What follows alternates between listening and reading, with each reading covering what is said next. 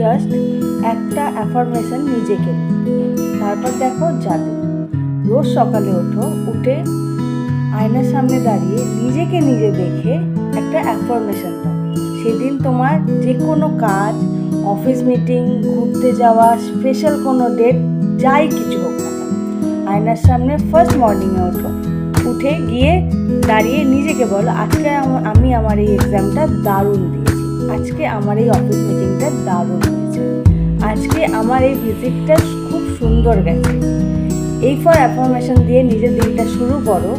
তারপর দেখো জীবনে কীরকমভাবে জাদু হয়, এই অ্যাফার্মেশনগুলো কীভাবে ইউনিভার্সের সঙ্গে কানেক্ট হয়, আর তোমার প্রতিটা দিন এই একই অ্যাফার্মেশনের মধ্যে দিয়ে প্রতিটা দিন তোমার সুন্দর হয়ে যায়।